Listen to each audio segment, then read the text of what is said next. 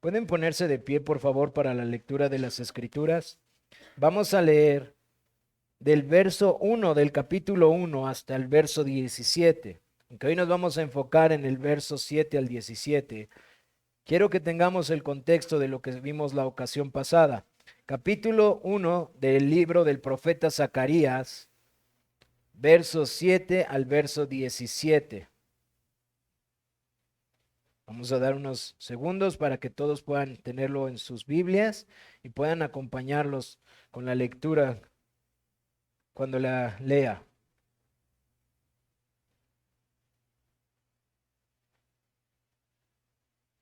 Dice la palabra santa de Dios así: en el octavo mes del año segundo de Darío, vino palabra de Jehová al profeta Zacarías, hijo de Berequías, hijo de Ido, diciendo: se enojó Jehová en gran manera contra vuestros padres.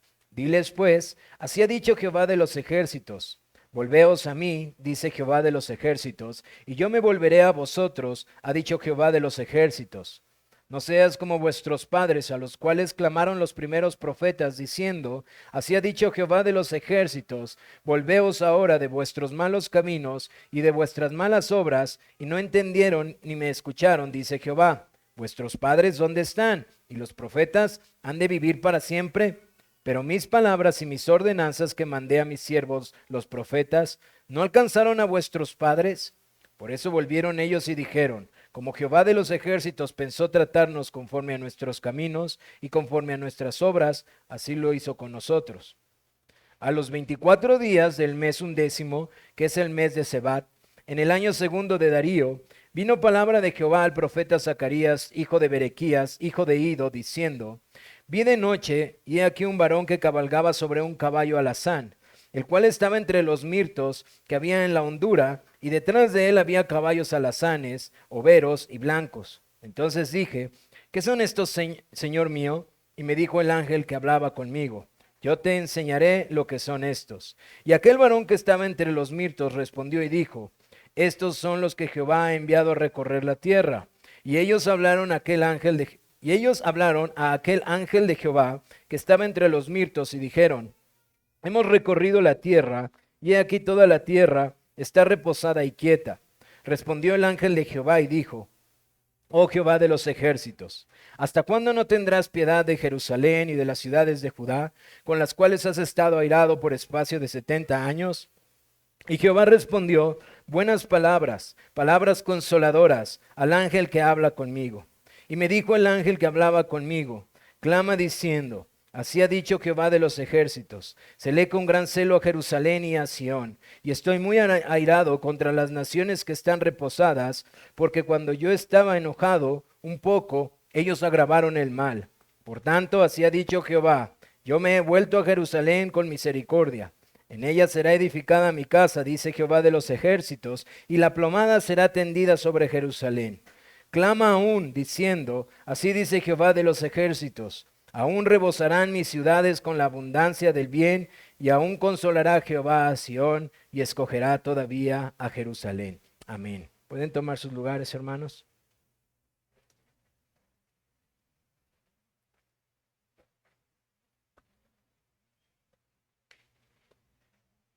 Hermanos, esta mañana mi intención es continuar con esta segunda profecía que encontramos en este libro del profeta Zacarías.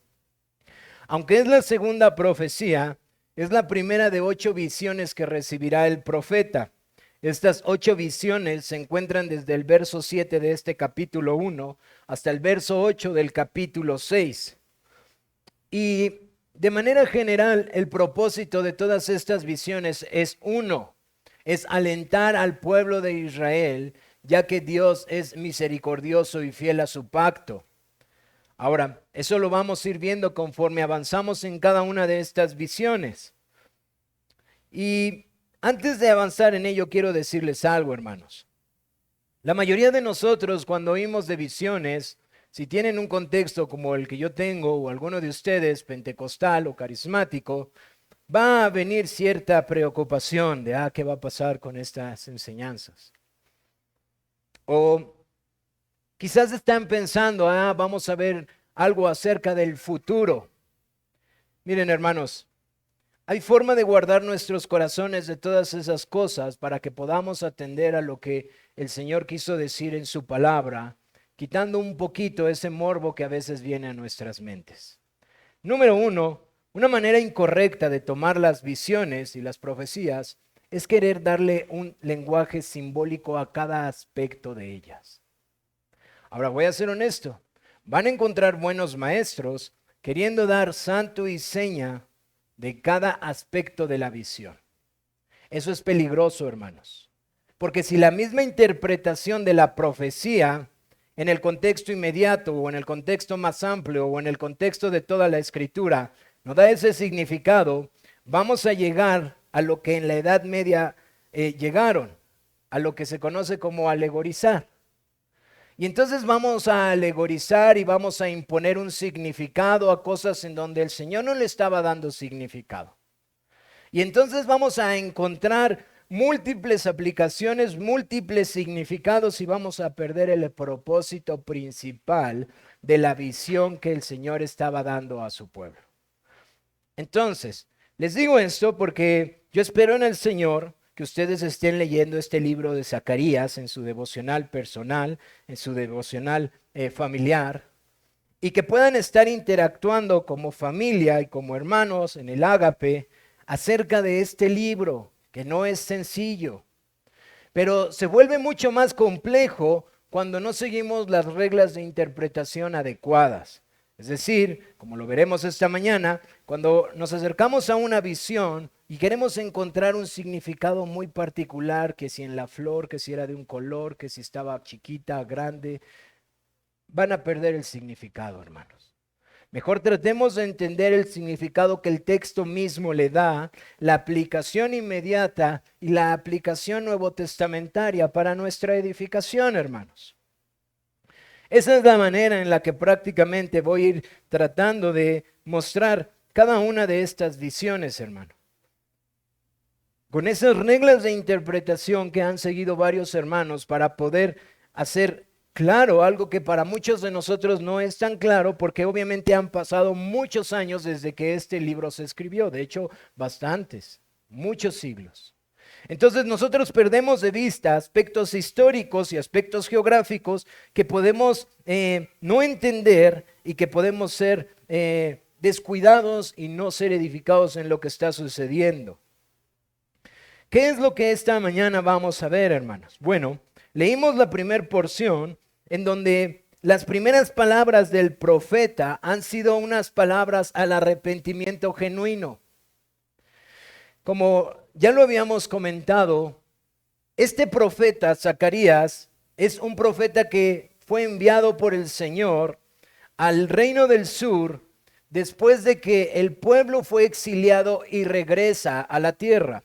Recordemos que en la historia de Israel, una vez que salen de Egipto, llegan a la tierra prometida y pasan muchas cosas en lo largo de esos años.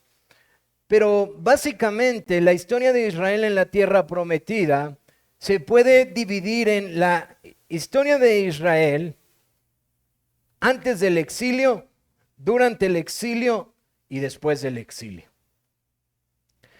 Durante estos tiempos ya encontramos a Israel dividido en el reino del norte con las 9 tribus y en el reino del sur con 2 tribus, principalmente la de Judá y los de Benjamín. Y el Señor mandó constantemente profetas a un reino o al otro reino. Y vemos que constantemente el llamado de los profetas al pueblo de Israel es uno, a arrepentirse y a volverse a su Dios, a Jehová, el Dios de Israel, o como mejor debería de ser traducido, a Yahweh, el Dios del pacto. Entonces, el pueblo ha sido regresado del exilio. Ahora, ¿por qué fue exiliado? Por causa de su pecado. Encontramos profetas que les dicen, arrepiéntanse y no se arrepienten. Su maldad sigue creciendo y es tal su maldad que entonces las palabras que fueron dadas por el Señor a Moisés se cumplen. Las maldiciones llegan. y los pueblos que están a su alrededor se enseñorean de ellos y los llevan cautivos. Prácticamente Babilonia al reino del norte y los asirios al reino del sur. Después de esto pasa un tiempo que ellos están exiliados, alrededor de 70 años, como hoy lo veremos, y entonces ellos regresan, por mano de Dios ellos regresan. Y en esta historia en donde ellos regresan, hay 3 profetas que el Señor manda: Ageo, Zacarías y Malaquías. Y nosotros estamos observando a Zacarías, el cual envió a hablar poco después de que Ageo comienza su ministerio profético, hablándole al pueblo de Israel para que se esfuercen en construir el templo, para que se esfuercen en seguir edificando el reino de Dios en la tierra. Zacarías, con un contexto sacerdotal, ese es su linaje, es tomado y trae esta profecía en los primeros versículos, en donde llama al pueblo de Israel a volverse con un corazón sincero a Dios. ¿Por qué? Porque ejemplo están sus padres, que menospreciaron la profecía dada por los profetas, en donde ellos pensaban que el Señor no habría de hacer lo que había dicho que haría, pero Dios es fiel a su palabra, hermanos, incluso a sus justos juicios. Y Zacarías les dice: ¿dónde están sus profetas y dónde están sus padres? Porque ya no hay ninguno de ellos. No obstante, la palabra de Dios permanece. No obstante, sus padres supieron y dijeron: nos ha alcanzado nuestro pecado. Así que el profeta Zacarías es enviado a hablarle al corazón del pueblo de Israel, al pueblo de Dios, y llamarlo a que se arrepientan. Después, poco tiempo, encontramos ahora esta visión que le es dada. La primera visión que recibe Zacarías, con palabras consoladoras para un pueblo que ha sido llamado a volverse a Dios con todo su corazón. Él ya les ha advertido cómo los alcanzó su pecado a sus padres, habiéndolos llevado cautivos y siendo destruida la ciudad de Jerusalén. Ahora traten de recordar esto, hermanos. Israel, una nación escogida no porque fuera algo, no porque fuera grande, la más insignificante, fue escogida por gracia. ¿Con qué propósito? Con el propósito de mostrar Dios su misericordia y con muchos propósitos, entre ellos bendecir a la tierra a través de ellos. Pero esta nación era rebelde y contumaz, y no se arrepintió y fue llevada cautiva. Pero en ser llevada cautiva, lo que ellos admiraban, la gran Jerusalén, el esplendor de la Jerusalén, oh, mira el templo de Jerusalén. Eso en el reino del sur, mientras el reino del norte también se había envanecido con su Samaria y su gran construcción que hicieron en el monte de Samaria. Pues el Señor permite que todo eso quede destruido. No hay más templo, no hay más ciudad, están desolados. Y llegan los cautivos por mano de Darío, regresan y ven su ciudad destruida. Ahora traten de entender lo que está pasando en los corazones de estos creyentes. Y llega el profeta Zacarías a decirles: arrepiéntanse, porque lo que ustedes ven es el resultado de un corazón obstinado, de un corazón que piensa que su maldad no los va a alcanzar, de un corazón que piensa que sus pecados nunca van a ser juzgados, pero Dios aborrece el pecado. Ahora, en la siguiente profecía, que es dada por medio de una visión, Zacarías va a consolar a este pueblo. Porque ciertamente no es correcto llamar a la gente a humillarse delante de Dios si al mismo tiempo no se le ofrece una esperanza reconciliadora, hermanos. Quiero repetirte esto. No es correcto llamar a la gente a que se humille delante de un Dios 3 veces santo si no se le puede esperar, si no se le puede dar una esperanza reconciliadora, hermano. ¿Qué sentido tiene decirle a la gente arrepiéntete de tus pecados si no hay ninguna esperanza salvífica y que su cuenta sea saldada, hermano? Así que aquí está nuestra primera enseñanza. Dios no solamente va a reprender por el pecado, también va a consolar. Y vemos cómo el Señor da esta visión a Zacarías para consolar al pueblo de Dios. Nuestro texto lo vamos a dividir prácticamente en 3 partes. La visión que le ha sido dada, su interpretación que está en nuestro mismo texto y la implicación de esta visión, hermanos. Así que esta mañana vamos a ver estas palabras consoladoras para el pueblo de Dios.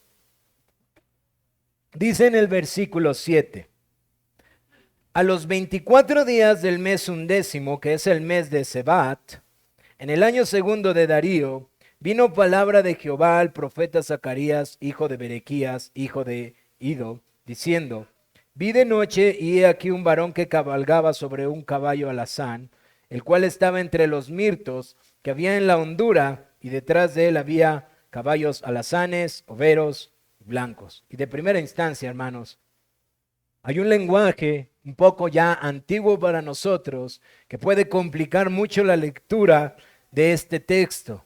Así que en primera instancia voy a tratar de hablar de esta visión en un lenguaje que sea un poco más contemporáneo para que nosotros podamos entender y ver qué es esta visión. Estos 2 versículos es la introducción de la visión que recibe el profeta. Esta visión nos dice incluso cómo es que se realiza. Vemos la fecha, parece ser que es importante que se sepa cuándo se da, cuáles son las circunstancias y qué son los elementos de esta visión. Ahora, hermanos, es una visión que recibe un profeta. Por lo tanto, debemos ser entendidos que no podemos entender todos los detalles. De hecho, se darán cuenta que ese es un objetivo en esta visión, hermanos. Primero nos dice la fecha. Nos dice que fue 3 meses después de la primer profecía que recibió Zacarías. Nos habla del mes 11. Es decir, 3 meses después de la primer profecía que Zacarías había recibido. Ahora él recibe en estas circunstancias particulares esta visión. Él está de noche, dice nuestro texto, en el mes 11, que es el mes de Sebat. Por cierto, Sebat es el nombre del mes no judío, es todavía del lenguaje del pueblo el que están cautivos, y yo creo que tiene un propósito de ponerlo así conforme a lo que va a decir la visión. 3 meses después viene esta visión en la noche. ¿Qué es la visión? Una visión que no es clara, hermanos. Vean su texto. Vi de noche y he aquí un varón que cabalgaba sobre un caballo alazán o un caballo rojizo. Y luego nos dice que estaba entre los mirtos. Quizás quienes son expertos botánicos aquí pueden entender qué es un mirto, pero la gran mayoría de nosotros vamos a desconocer qué es un mirto. Pues un mirto es un arbusto que pertenece a cierta familia que lo van a relacionar cuando yo les haga mención de qué otro árbol pertenece a los mirtos. También es conocido como los arrayanes. Los arrayanes son árboles un poco más conocidos para nosotros. Pero lo que quiero plantearles antes de explicar estos detalles es que la visión que tiene Zacarías 3 meses después de la primer profecía es, él está de noche despierto, porque más adelante incluso nos dice en una de las visiones que él viene en sueño y es despertado otra vez para darle otra visión. Es decir, estas visiones no son sueños, son visiones que él está teniendo despierto. ¿Cómo? Hermanos, no lo sabemos. pero son visiones que el Señor le está dando. Y esta visión en particular ve a un hombre en un caballo, y este caballo alazán o rojizo está entre estos arbustos como arrayanes de la misma familia, que son muy comunes en el área y que son arbustos muy altos. Ahora, imagínense lo que está sucediendo. Él está teniendo esta visión en donde los arbustos están cubriendo a este hombre en caballo, y parece ser que con toda intencionalidad quiere que nosotros nos demos cuenta que no hay claridad por todo lo que está sucediendo en la visión. Solo nos deja ver que hay un varón sobre un caballo rojizo y que está entre estos arbustos muy grandes en una hondura, una palabra que no es de uso común, también puede traducirse como una cañada, es decir, una especie de, no sé cómo traducir una cañada, una depresión en el campo, gracias hermana, una depresión.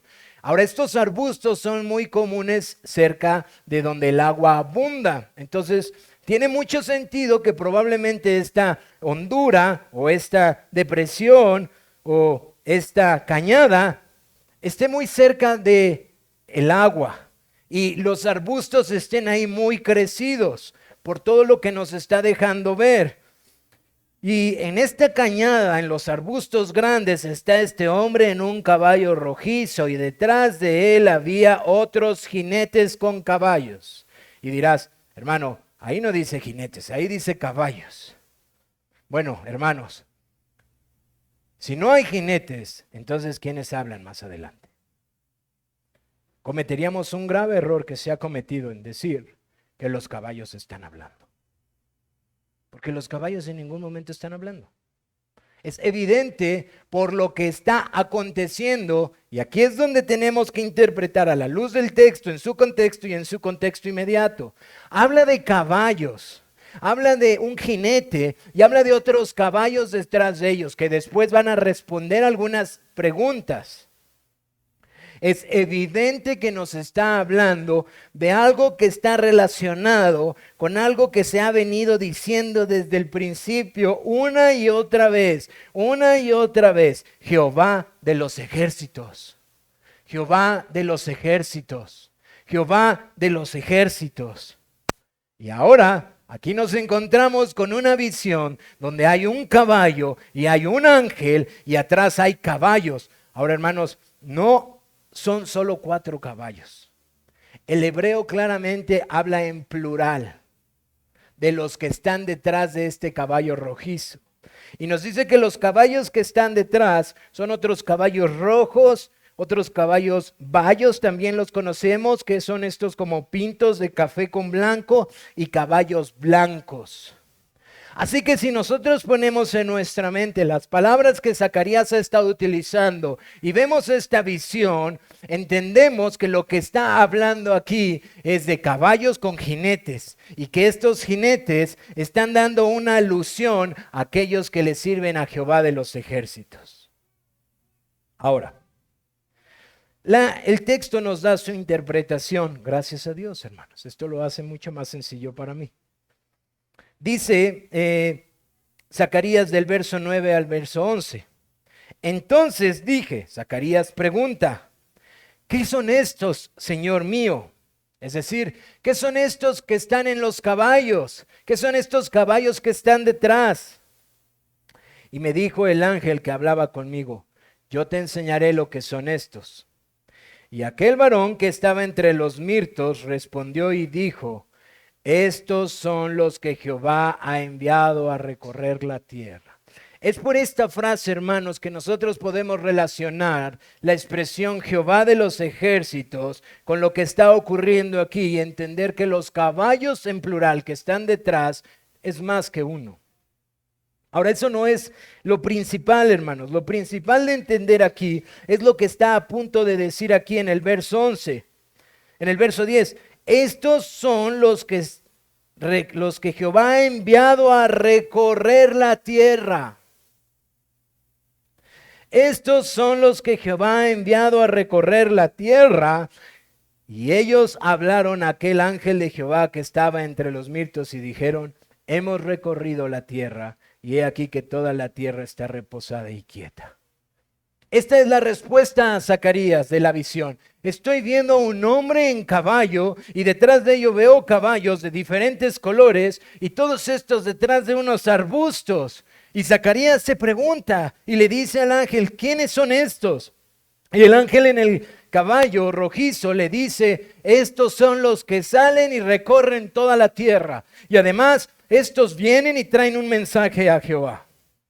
Yo espero que venga inmediatamente a su texto, a su mente un texto de un lenguaje similar en el libro de Job. Ahora, hermanos, por favor no traten de darle un significado que si es rojizo, que si es blanco, que si es... Van a perder el sentido, hermanos. Pueden hacerlo, pero se van a dar cuenta a lo largo del texto que no va a tocar ese punto. Zacarías le pregunta al ángel que está sobre el caballo y le dice, ¿quiénes son estos? Y entonces él empieza a interactuar en estos versos con él y le da una respuesta acerca de quiénes son los demás ángeles. Estos son los que pasean por la tierra y le dan y traen un reporte.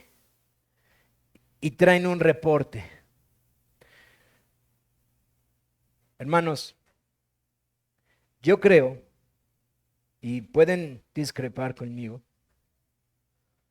que el varón en el caballo rojo es lo que se conoce como una cristofanía. Es el Hijo de Dios manifestándose antes de su encarnación. Ahora, no quiero hacer una argumentación muy larga al respecto de esto, pero hay tres aspectos en este texto que nos dejan ver que este ángel es diferente. Ahora, habrá quien diga, sí, pero eso aplica también a otros ángeles. Está bien. No quiero argumentar mucho al respecto, pero hay tres aspectos aquí que encontramos. Él es el que interactúa y le dice quiénes son los que están ahí. A él es al que le dan respuesta del reporte según el verso 11 de lo que está sucediendo. Y en el verso 12 vamos a ver a este ángel en particular, al ángel de Jehová, vamos a verlo intercediendo en particular por el pueblo de Israel. Por esos tres aspectos, hermanos, debemos de concluir que este no era un ángel cualquiera. Tampoco debemos de concluir, creo yo, que era uno de los ángeles con mayor autoridad, tan solo porque lo que nos dice en el verso 12. Pero indiferentemente de lo que tú consideres esta mañana, si para ti es este ángel, el ángel de Jehová, una expresión de la segunda persona de la divinidad o no, quiero decirte algo. Esta visión tiene un propósito muy particular. Según esta visión, este hombre que tiene preeminencia o este ángel que tiene preeminencia en este caballo y todos los demás están detrás de él, trae un mensaje y ese mensaje es que recorren la tierra y que le dicen los ángeles que recorren la tierra que la tierra está reposada y quieta.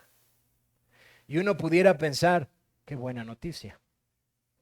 La tierra está reposada y quieta. Esa es una buena noticia.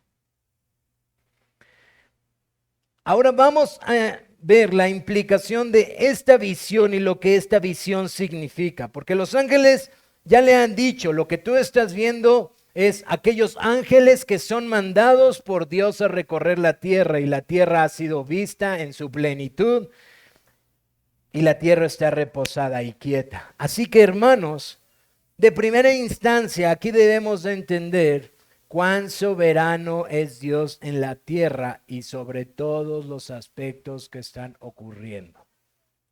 Esto es sumamente clave para entender esta visión. Porque Zacarías se pregunta, ¿qué es esta visión que veo? ¿Un ángel en un caballo rojo detrás de estos arbustos y detrás de él muchos caballos? Y le dice, sí, el ángel le contesta, sí, y estos ángeles recorren la tierra y el reporte que me han dado es que la tierra está reposada y quieta. Así que vemos al Dios soberano conociendo absolutamente todo lo que acontece en su creación. ¿Cuál es la implicación de esto, hermanos? Bueno, dice el verso 12, respondió el ángel de Jehová y dijo, oh Jehová de los ejércitos. Quiero que se den cuenta, porque por esto yo creo que el ángel que está en el caballo rojizo es el Hijo. Porque aquí él respondió el ángel de Jehová. Después del reporte que viene y dice, respondió el ángel de Jehová y dijo, oh Jehová de los ejércitos, ¿hasta cuándo no tendrás piedad de Jerusalén y de las ciudades de Judá con las cuales has estado airado por espacio de 70 años? Y Jehová le responde al ángel de Jehová. Y Jehová respondió buenas palabras, palabras consoladoras, al ángel que hablaba conmigo. Así que entendemos que Zacarías estaba hablando con un ángel y que este ángel era el ángel de Jehová que estaba en la visión y que incluso está interactuando con Jehová de los ejércitos.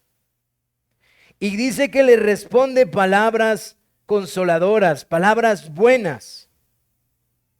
Y estas palabras, dice el versículo 14, y me dijo el ángel que hablaba conmigo, clama diciendo, así ha dicho Jehová de los ejércitos, se lee con gran celo a Jerusalén y a Sión. Y estoy muy airado contra las naciones que están reposadas, porque cuando yo estaba enojado un poco, ellos agravaron el mar. Por tanto, así ha dicho Jehová, yo me he vuelto a Jerusalén con misericordia. En ella será edificada mi casa, dice Jehová de los ejércitos, y la plomada será tendida sobre Jerusalén. Clama aún diciendo, así dice Jehová de los ejércitos, aún rebosará mi ciudad con la abundancia del bien, y aún consolará Jehová a Sión, y escogerá todavía a Jerusalén. Hermanos, esta es la implicación de la visión. Está el ángel de Jehová en el caballo rojizo. Zacarías está viendo una visión entre unos arbustos, él está en la noche, ve esta visión, un caballo, un jinete, este jinete es un ángel, un ángel preeminente llamado Jehová, el ángel de Jehová, y detrás hay caballos con jinetes que la visión le responde que ellos son los que están rodeando toda la tierra y traen un reporte y dejan ver que la tierra está reposada. Y entonces el ángel de Jehová parece ser que se indigna acerca de ese reporte. ¿Cómo es que la tierra está reposada y quieta? ¿Cómo es que la tierra está reposada y quieta cuando Jerusalén está desolada? Por eso, dice Zacarías, y respondió buenas palabras, palabras consoladoras. ¿A qué se refiere con esto, Zacarías? ¿Por qué Jehová respondió con palabras buenas? El ángel de Jehová se indigna acerca de esta tierra reposada y tranquila. Y entonces él intercede por Jerusalén. Es muy difícil que un ángel hiciera esto, hermano. Si no es el Señor Jesucristo intercediendo por su pueblo, entonces ¿quién es? Y dice que la tierra, y pudiéramos entender la tierra, no como lo entendemos al día de hoy, sino como la tierra conocida que para ese momento pertenece al imperio persa. En el imperio persa se encuentra Darío como el emperador, y es bajo Darío que el imperio persa históricamente tiene cierta paz y cierta calma después del conflicto que hubo después de la muerte de Ciro. Así que lo que está diciendo tiene mucha coherencia con lo que está sucediendo históricamente cuando la visión y el reporte viene y dice, veo la tierra y el imperio persa está muy tranquilo y en paz. Su tierra está muy reposada y tranquila, mientras Jerusalén está desolada y destruida y aún está bajo un imperio. Es decir, Israel no es libre y soberana. Israel sigue siendo gobernada por un imperio que, por cierto, estos ángeles que han recorrido la tierra, el Dios soberano considera que esta tierra está reposada y está en paz. Y el ángel de Jehová dice, ¿cómo es posible esto cuando la tierra de Jerusalén, la tierra que el Señor había escogido según Deuteronomio para resplandecer su rostro, porque según Moisés la tierra que él escogería sería la tierra en donde él haría resplandecer su rostro y su amor de complacencia sería manifiesto sobre su pueblo?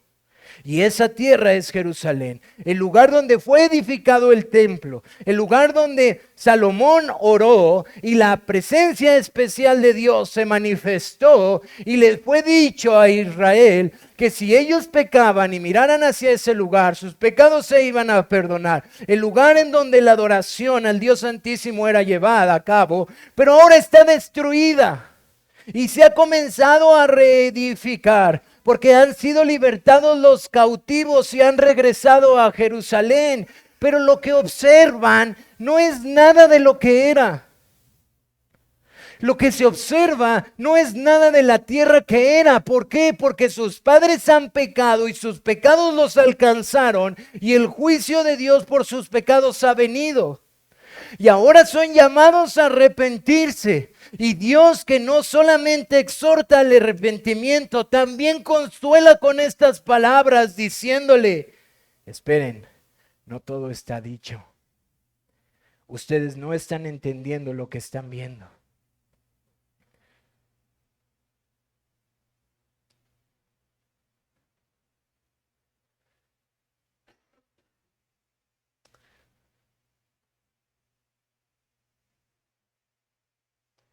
Dice nuestro texto, y Jehová respondió buenas palabras, palabras consoladoras, al ángel que hablaba conmigo. Pero, perdón, me quería citar el verso 2 en la última porción. Cuando el ángel de Jehová intercede por Jerusalén, vean lo que él dice. Y de las ciudades de Judá con las cuales has estado airado por espacio de 70 años. Hermanos, ¿por qué está citando 70 años aquí el ángel de Jehová? ¿Quién recibió esta profecía, hermanos? Daniel, es verdad. Daniel y Jeremías. Jeremías es un profeta de los cuales es enviado durante el exilio. Y es enviado y les dice que durará 70 años el tiempo en el que ellos sean exiliados. Eso lo pueden encontrar en Jeremías 25, capítulo 25, verso 11, verso 12 y capítulo 29. El Señor le da esta profecía a Jeremías y Jeremías habla hacia un pueblo sumamente rebelde, sumamente rebelde. Quiero mencionarles algo. Yo ayer interactuábamos acerca de la predicación con mi esposa y considerábamos el estado actual de la nación de Israel. Y comentábamos cómo está en decadencia terrible. Yo creo, hermanos, pueden estar en diferencia de ideas conmigo en esto. Yo creo que Israel nunca ha estado tan mal como lo estuvo en los tiempos del antiguo pacto. ¿Qué quiero decir con esto, hermanos? Israel fue la nación escogida para manifestar su gracia especial el Señor. Fue, según el apóstol Pablo, a quien se le dieron las promesas y el pacto, los que guardaban la Torá, la ley. Es decir, ellos tenían una luz inmensa acerca de lo que Dios estaba obrando. Ellos tenían el templo de Dios, dice uno de los profetas. Ustedes dirán, templo de Dios es este, templo de Dios es este, pero sus pecados testifican lo contrario. ¿Qué quiero decir con esto? El Israel del antiguo pacto tenía el templo, tenía la ley de Dios, tenía las promesas, tenía los maestros, tenía el entendimiento de la esperanza que tenía, que estaba por venir. Y estos profetas como Jeremías, que es uno del que habla más fuerte, habla de aquellos que no solamente habían pecado poquito, mataban a sus hijos, fornicaban en toda especie de inmoralidad dentro del templo, los sacerdotes. Es decir, la maldad que ahora se habla en Israel no es nada nuevo para esta nación. En aquellos tiempos dentro del templo practicaban estas cosas y le dice por medio del profeta, y ellos piensan que yo no veo, dice Dios. Y este es el tipo de pecados de esta nación que los ha llevado a este lugar en donde por medio de Jeremías les dice, la maldad de este pueblo es demasiada, es demasiada. Profetas han venido y profetas han querido matar ustedes. Serán llevados cautivos 70 años. Y luego, Daniel, cuando toma los escritos, vemos que él lee la profecía de Jeremías. De hecho, Daniel es escrito en el primer año del rey Darío. Y Daniel está orando y avergonzado por el pecado del pueblo, orando, como nosotros decimos, orando con las escrituras y está argumentando con el Señor, diciendo, han llegado estos 70 años a su cumplimiento, Señor. Hemos pecado mucho y por causa de nuestro pecado estamos aquí. Por causa de nuestro pecado hemos sido llevados cautivos y nos encontramos como nos encontramos. Pero Señor, perdónanos. Y entonces vemos que el Señor responde. Dice que llega el arcángel y le dice, tu oración ha sido escuchada antes de que saliera de tu boca. Y vemos aquí al ángel de Jehová retomando estos 70 años, diciéndole, Señor, tú has estado airado con esta nación por un periodo de 70 años. Y hermanos, si ahí nos quedáramos, sería demasiado desconsolador esto. Porque tanto Israel como nosotros merecemos exactamente eso. ¿Qué quiero decirte con eso? Porque a veces miramos a Israel y decimos, wow, no, cuánto pecado. Bueno, tú y yo no tenemos ya excusa. Tú y yo no hay excusa para decir lo contrario. El pecado de nuestra generación y nuestros propios pecados no es nada diferente a lo que Israel vivió. Y ciertamente, cada uno de nosotros deberíamos de estar tranquilos si tan solo vemos destrucción, si tan solo vemos desolación, si tan solo vemos que por causa de nuestros pecados, nuestra maldad nos ha alcanzado y vemos castigo y castigo y castigo. Porque lo que Dios hace en su justicia es hacer eso. Por cierto, las Escrituras nos enseñan en el Antiguo Testamento que Dios es exaltado en sus misericordias porque Él es justo. Es decir, porque en su actuar justo, Él debe de castigar el pecado. Pero cuando Él muestra misericordia, lo hace no porque lo merezcamos. Y aquí es donde vienen las palabras buenas y consoladoras, tal como también el profeta Isaías anunció. Hermanos, yo no sé si se han puesto a hacer cuentas ahora que he estado estudiando mucho el Antiguo Testamento, pero cuando uno lee el profeta Isaías, es increíble la precisión de la profecía que se le daba a Isaías. Por ejemplo, el nombre de Ciro. ¿Cómo es posible que le dieron el nombre exacto del primer emperador del imperio persa? ¿Y saben cuántos siglos antes Isaías estuvo hablando? 200 años aproximadamente, hermanos. Y en estas profecías, en donde los profetas en el tiempo del exilio estuvieron hablando y llamando al pueblo a que se arrepintiese, Isaías habla de que no solamente iba a venir juicio sobre ellos, sino que Dios consolaría a su pueblo.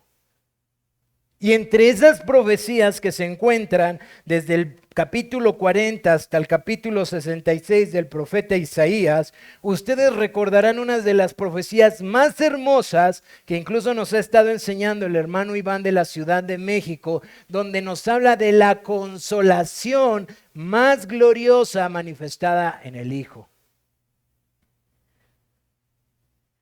Y ahora, nuestro texto nos dice que Jehová respondió con buenas palabras, palabras consoladoras.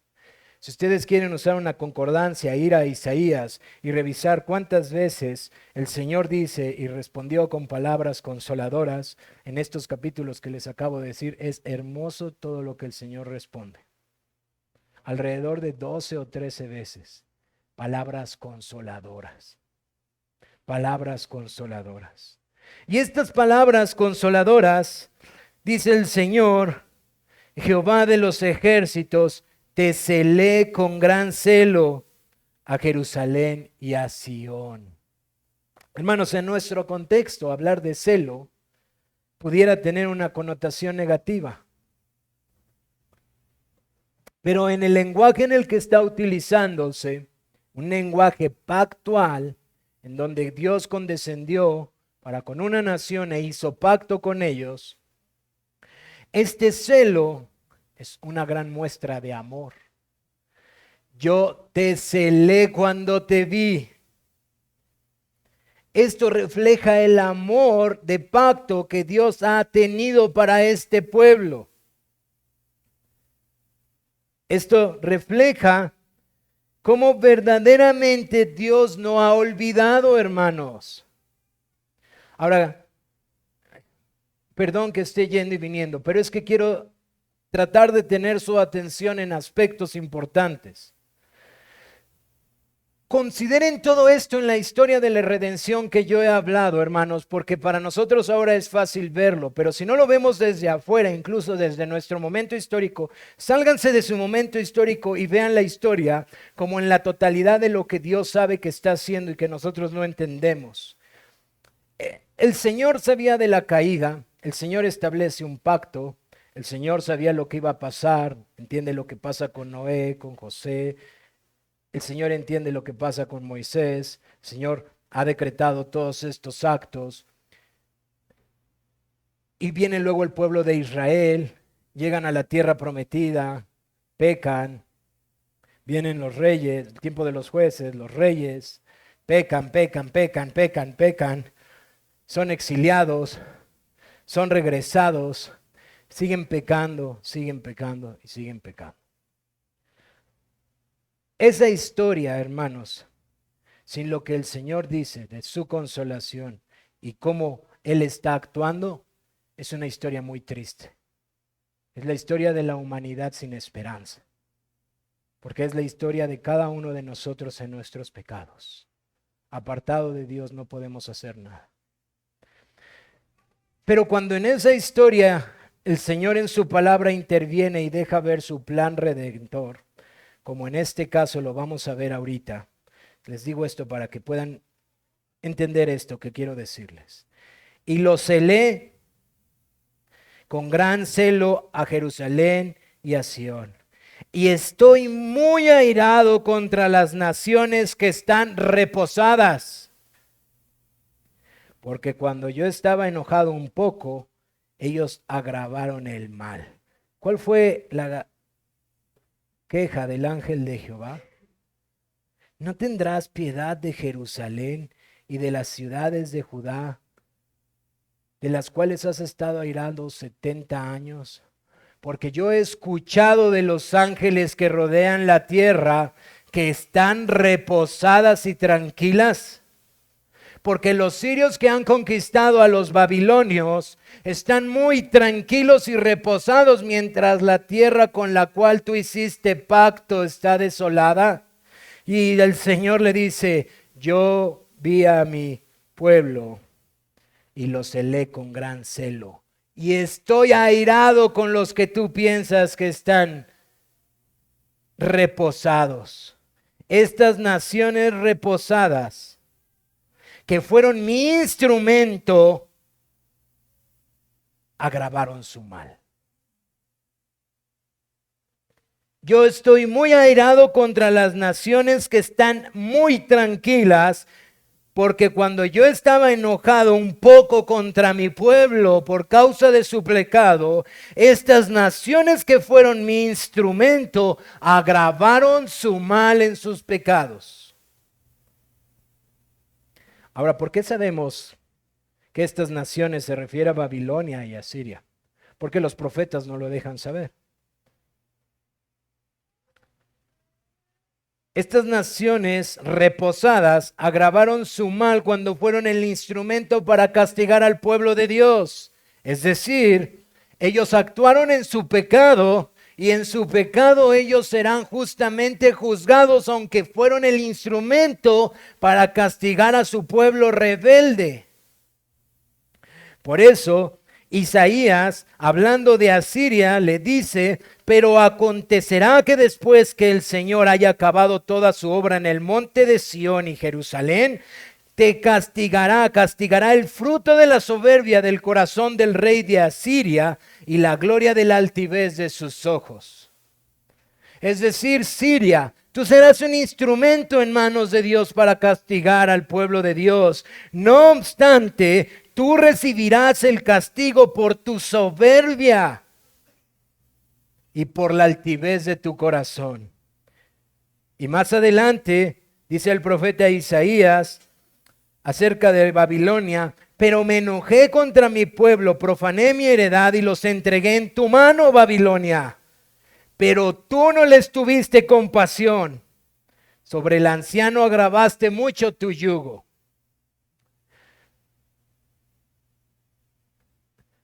Y ustedes podrán decir: oye, hermano, ¿dónde está todo el consuelo en todo eso?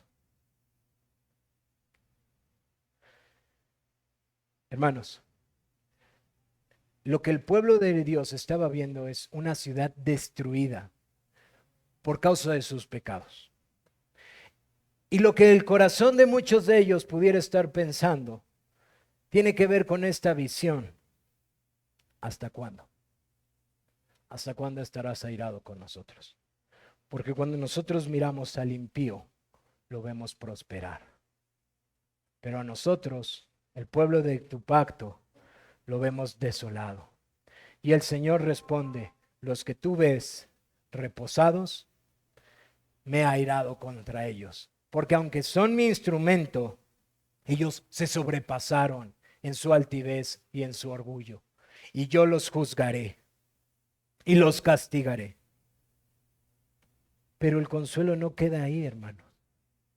No solamente el Señor haría justicia por aquel instrumento que fue Asiria y Babilonia para castigarlos.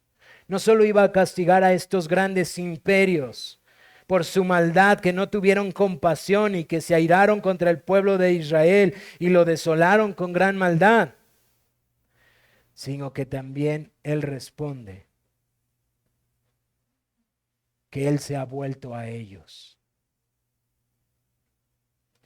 Dice nuestro texto: por tanto así he dicho Jehová, versículo 16, yo me he vuelto a Jerusalén con misericordia. En ella será edificada mi casa, mi morada, dice Jehová de los ejércitos, y la plomada será tendida sobre Jerusalén. Clama aún diciendo: así dice Jehová de los ejércitos, aún rebosarán mis ciudades con la abundancia del bien, y aún consolará Jehová a Sión y escogerá todavía a Jerusalén. El Señor les contesta con palabras consoladoras: yo me he vuelto en compasión, he mostrado mi misericordia. Y si ustedes se percatan, Él repite aún, aún, aún. Porque Jehová no olvida su pacto, porque Jehová es fiel a su promesa.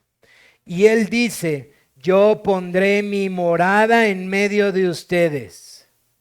Yo haré morada en medio de ustedes. Yo edificaré mi casa en medio de ustedes. Y la justicia rebosará, o la plomada, o la cuerda será extendida. La justicia rebosará en medio de ustedes. Y mis bendiciones que fueron prometidas llegarán sobre mi pueblo. Porque mi consolación está después de mi quebranto. Hermanos, estas son palabras sumamente consoladoras para el pueblo de Dios. Un pueblo que todavía estaba percibiendo y viviendo las consecuencias de la rebelión de sus padres. Así que, hermanos, podemos aprender que Dios no solamente aflige, sino que también consuela. Que Dios, en su presencia soberana, conociendo todas las cosas que están aconteciendo, su poder y su salvación y su bendición se manifiestan en donde Él quiere. Para el pueblo de Israel, así como para nosotros, en la etapa en la que ellos vivían, ellos esperaban aún algo mejor, hermanos. Ellos esperaban que la ciudad fuera otra vez reedificada y que el templo fuera levantado. Pero ellos observan y dicen, parece ser que eso no es verdad, no va a pasar. De hecho, aún vemos muchos enemigos dentro de nosotros, como lo habla Ageo. Aún vemos que las cosas no están avanzando según el Señor dijo. De hecho, es peor. Vemos el imperio que nos gobierna prosperar. Y el Señor les dice, aún mi fidelidad ha de mostrarse. Aún mi misericordia ha de mostrarse, porque haré morada en medio de ustedes. Porque mi justicia rebosará y las bendiciones sobre mi pueblo los alcanzarán. Es decir, sobre ustedes mi amor de complacencia rebosará.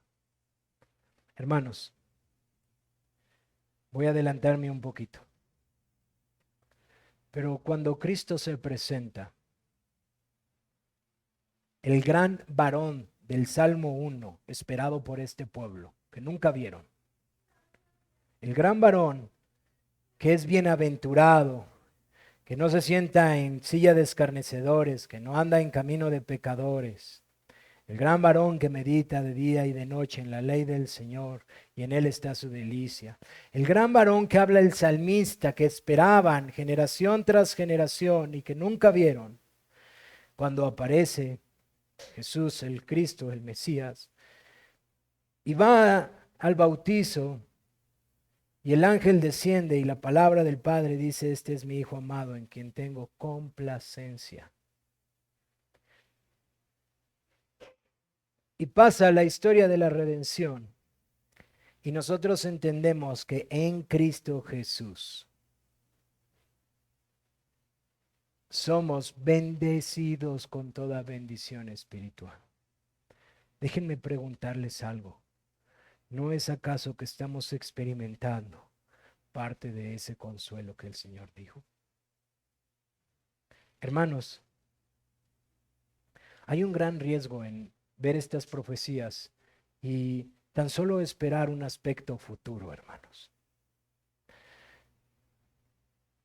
Descontextualizar de tal manera es no entender cómo el Señor está obrando su redención en su historia, en su creación, que no te pertenece ni a ti ni a mí, en la cual tú y yo gozamos de lo que Él hace.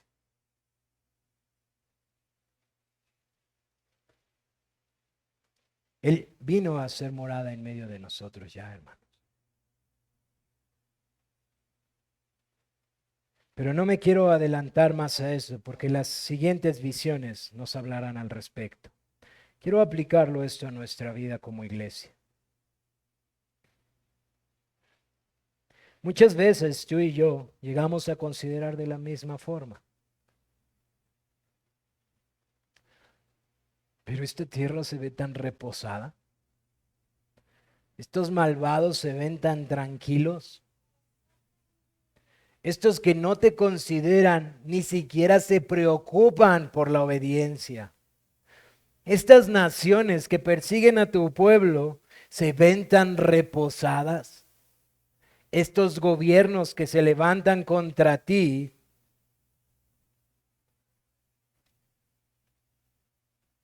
los vemos tan tranquilos.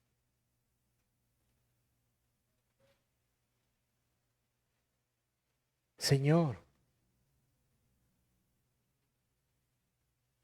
parece que el impío prospera en su impiedad, mientras la iglesia es estrechada y apretada constantemente. Mientras tu iglesia es apretada para negarte. Y estos lucen sin aflicciones. Estos que no te consideran viven en su impiedad tan tranquilos y se embriagan y disfrutan de su vida y no tienen preocupaciones. Y pudiéramos hablar como Asaf en el Salmo 73. Ciertamente es bueno Dios para con Israel, para con los limpios de corazón. En cuanto a mí, casi se deslizaron mis pies, por poco resbalaron mis pasos, porque tuve envidia de los arrogantes, viendo la prosperidad de los impíos. Porque no tienen congojas por su muerte, pues su vigor está entero. No pasan trabajos como los otros mortales, ni son azotados como los demás hombres. Por tanto, la soberbia los corona, se cubren de vestido y de violencia. Los ojos se les saltan de gordura, logran con creces los antojos del corazón. Nada de lo que desean les es limitado. Se mofan y hablan con maldad de hacer violencia. Muchas veces delante de nosotros, hermanos. Hablan con altanería. Ponen su boca contra el cielo y su lengua pasea la tierra. Y muchas veces para nosotros puede ser eso también nuestra tentación. Al ver a familiares de nosotros que no consideran para nada lo que decimos acerca de Cristo y de su reino. Al ver nuestra aflicción por causa del nombre del Señor. Al ver que nos limitamos de cosas que no son provechosas para nuestra vida. Al ver que nuestro disfrute son otras cosas en las que ellos piensan que son cosas aburridas e innecesarias.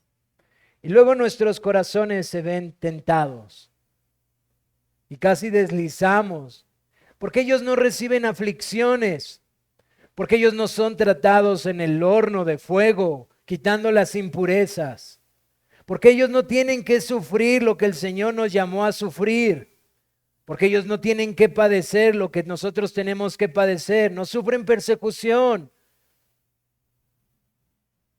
Porque la realidad de la iglesia de Cristo, que está unida a Cristo, es padecer juntamente con nuestro Cristo. Y porque muchas veces nuestro corazón puede desalentarse a decir, Señor, tú has prometido un reino. Y tú has prometido que tus enemigos serán puestos por estrado de tus pies y que tú un día morarás en medio de nosotros. Tú has prometido que no habrá más muerte ni llanto, que no habrá más dolor ni pecado. Pero ¿hasta cuándo, Señor? ¿No es el clamor de los santos de Apocalipsis? ¿Hasta cuándo, Señor? ¿Hasta cuándo la sangre de aquellos seguirá clamando? Claro. Ante la inmensa comodidad como cristianos que vivimos, en donde no nos esforzamos para nada, nos es difícil leer Apocalipsis. Nos es difícil entender el clamor del pueblo en los tiempos del exilio. Pero hermanos, créanme, aún en las comodidades que este mundo ofrece, la aflicción llegará a nuestras vidas, porque es necesaria para ser partícipes de las aflicciones de nuestro Cristo. Y en esas circunstancias donde aparentemente todos los demás no sufren y prosperan, nosotros tenemos una gran consolación, hermanos. Ahí es donde nuestro Señor, que es fiel en sus bondades y misericordias y en sus juicios, y que en todas sus promesas son sí y amén, nosotros tenemos una gran esperanza. Una gran esperanza. Tal como nos decía el hermano Fernando acerca de lo que cuenta la tradición acerca de la muerte de la esposa de Pedro. Porque la esperanza de los creyentes siempre ha sido la misma, que Dios ha dicho y cumplirá. Y para eso, hermanos, la historia de la redención, para consolar nuestros corazones. Para que cuando la aflicción y nuestro corazón se vea tentado, tal como Asaf, podamos decir, pero entré en tu aposento y miré que nuestro Dios es fiel, hermanos. Que Él nunca, nunca, nunca miente.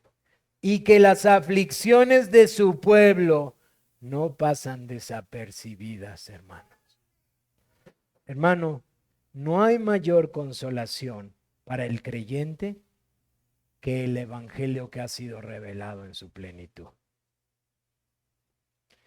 Así que tú y yo tenemos una gran consolación cuando nuestros hermanos, nuestros familiares no entienden la aflicción por la cual el Señor nos está llevando a pasar. Nuestra consolación sigue siendo Cristo. La esperanza de la promesa cumplida y que está aún por cumplirse en su plenitud, que Él vendrá. Si tus aflicciones, si mis aflicciones, si la prosperidad del impío nos hace dudar, entonces miremos a Cristo. Porque aquel que prometió que vendría y haría morada en medio de su pueblo, Él lo cumplió. Aquel que es prometido en este profeta, hermanos, más adelante, Él vino y cumplió y ascendió. Y es maravilloso que Él dijo, yo voy y vendré. Hermanos, yo sé que nuestra fe es débil. Y yo sé que conforme avanzamos en la vida cristiana, más consciente de esa debilidad somos. Es en esa debilidad que el Señor constantemente está haciendo, en donde la promesa y fidelidad de Dios es más preciosa. Porque ya no es lo que tú y yo podamos hacer, sino lo que Él hizo en favor de nosotros y ha prometido hacer hasta el fin de este mundo. Pero aquí hay personas que no gozan de esto, no gozan de esta esperanza. Aquí hay personas entre nosotros que no tienen este consuelo. Aquí hay personas entre nosotros que ni siquiera saben qué pasaría si hoy murieran. Bueno, la Biblia te asegura qué pasaría. Si tú mueres en tus pecados este día, vas a ir al infierno. Y vas a conocer que Dios es fiel y que Él aborrece el pecado. Y que todo aquel que muere en sus pecados es condenado eternamente y para siempre. Para ti esta mañana el consuelo más grande es el saber que Jesucristo vino a este mundo para salvar a pecadores. Pecadores que merecemos el infierno, pero pecadores que fueron redimidos por la sangre de Jesucristo, pues Él en la cruz llevó nuestro castigo. Pecadores que pueden ser hallados justos, no en sus propias obras, sino en las obras perfectas de Cristo. Por eso el Evangelio es el mensaje más glorioso y consolador para la humanidad. Porque ciertamente cada hombre merecemos el castigo que nuestros pecados demanda delante de un Dios justo. Pero Dios ha mostrado misericordia, por pura gracia.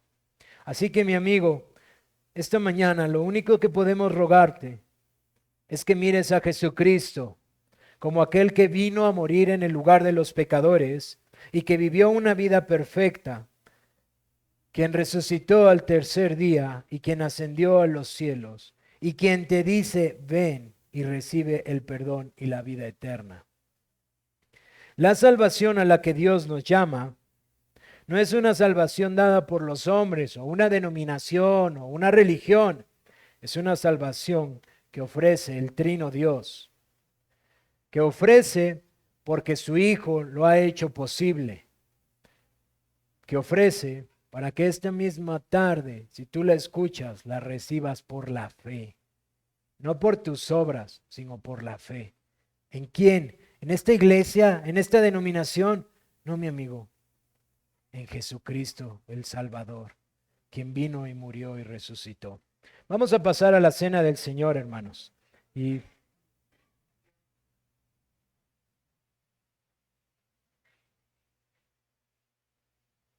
vamos a ponernos todos de pie, por favor. Acompáñenme a la primera carta a los Corintios.